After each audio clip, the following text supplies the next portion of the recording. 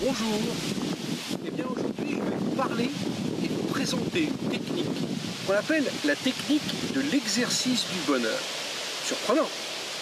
Eh bien j'attire toute votre attention sur cette technique. Elle n'est pas de moi, je ne l'ai pas du tout inventée, je ne l'ai pas mise au point, je n'en suis pas l'auteur, mais l'auteur est un des plus grands professionnels de la psychologie, d'ailleurs le père de la psychologie moderne, qui s'appelait William James, le docteur William James. Si vous vous intéressez à ce personnage, vous verrez qu'il a initié une grande partie de tout ce qui est la recherche sur la psychologie personnelle, la psychologie du bonheur, la psychologie de l'épanouissement personnel. C'est un peu un père du développement personnel. Et que dit dans cette technique du bonheur du docteur William James? Qu'est-ce qu'il y a derrière? Quelle est cette technique? Qu'est-ce qui va nous permettre justement d'accéder à ce bonheur que nous recherchons finalement toutes et tous?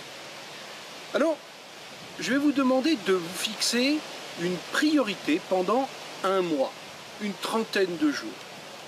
Vous allez essayer de mesurer ou d'évaluer, si vous le voulez bien, une sorte d'échelle de bonheur sur lequel vous êtes à partir d'aujourd'hui, que vous vous ressentez, que vous percevez comme niveau de bonheur. Alors, en supposant que cette échelle, elle est entre 0 et 10.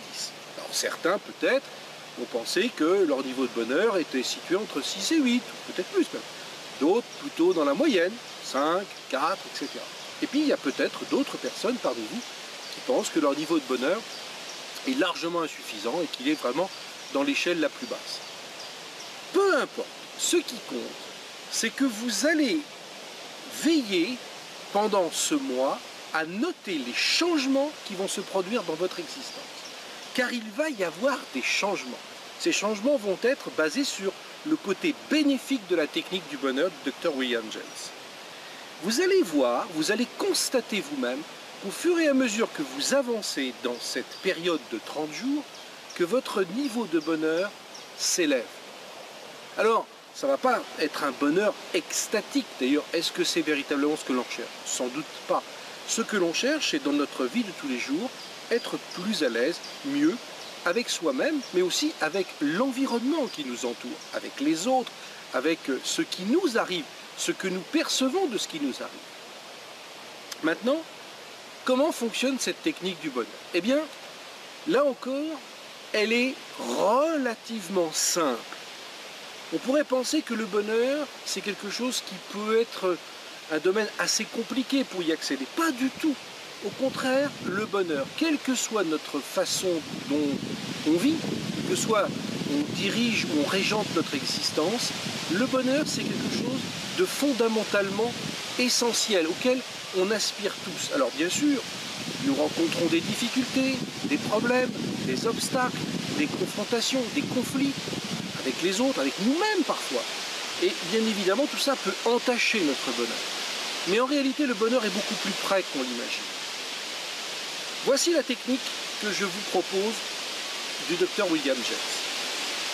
Pendant ces 30 jours, vous allez vous astreindre à faire une sorte de démarche personnelle chaque soir, avant d'aller vous coucher ou avant de vous endormir.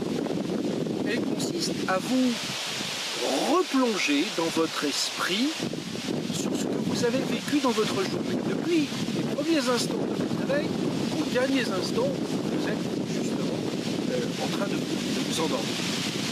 Et vous allez faire une sorte de petit scan, une introspection rapide, très rapide. Mais vous allez détecter et rechercher volontairement 3 moments, 3 instants, 3 séquences de vie qui peuvent être, je sais pas moi, dans votre travail, ou chez vous, ou en train de faire quelque chose qui vous plaît, peu importe, mais qui vous a particulièrement bien plu. C'est-à-dire que, prenons un exemple, vous avez, je sais pas, vous êtes occupé de plantation chez vous, vous avez fait, je sais pas, un repas délicieux, vous avez fait une belle rencontre avec quelqu'un, vous avez discuté d'un sujet qui vous a particulièrement passionné ou appris avec une autre personne, vous avez fait une marche, vous avez fait peut-être un achat qui vous a plu, peu importe. Mais vous allez véritablement chercher 3 éléments dans la journée qui vous ont plu, vous ont fait du bien, qui vous ont apporté un petit peu de bonheur, ou même un grand bonheur. Ce n'est pas ça qui compte, c'est que ces trois éléments vous ont apporté quelque chose de positif, d'épanouissant, où vous étiez bien. Et que va-t-il se passer? Eh bien, vous allez constater un phénomène absolument étonnant. C'est qu'au fur et à mesure que vous allez reproduire ce travail d'introspection rapide de chaque soir, eh bien, dans votre vie de chaque jour, peut-être à partir du 15e, du 20e jour, et ceci va s'amplifier avec le temps, vous allez constater que déjà dans votre schéma d'esprit, il y a des changements qui vont se produire. C'est-à-dire que dans ce que vous vivez, dans ce que vous percevez, dans ce que vous finalement évoluez dans votre contexte de vie de chaque jour, vous allez constater que votre esprit, comme une sorte de focus automatique, comme une sorte de phare, va avoir tendance à s'orienter vers ce qui est bon pour vous. C'est-à-dire que cette recherche d'introspection de trois éléments qui vous ont fait du bien, où vous avez été heureux, où vous avez été satisfait, va se répercuter dans votre vie tous les jours, avec peut-être des collègues, avec des amis, et vous allez voir que les conflits commencent à se réduire, ou en tout cas ils durent moins longtemps, qu'ils ont en tout cas beaucoup moins de contenu et d'effets et d'écho sur vous. Que par exemple vous allez avoir une tendance à percevoir les choses sous un autre angle, l'angle justement des gens plus heureux. Et puis, si vous continuez à ce processus, après un mois, et je vous invite à le faire, vous allez constater un deuxième processus qui va se produire en vous. Un deuxième changement encore plus fort. Le docteur William James avait noté que sur une population d'une centaine de personnes qu'il avait fait cette expérience, que lorsqu'on dépassait le stade des 30 jours, on commençait à prendre des initiatives qu'on n'avait pas tendance à prendre d'habitude. On était plus entreprenant, on était plus chercheur de vouloir agir, de prendre des initiatives dans sa vie. Et enfin, lorsqu'on continue et qu'on poursuit dans cette démarche-là, eh bien c'est toute notre vie qui change.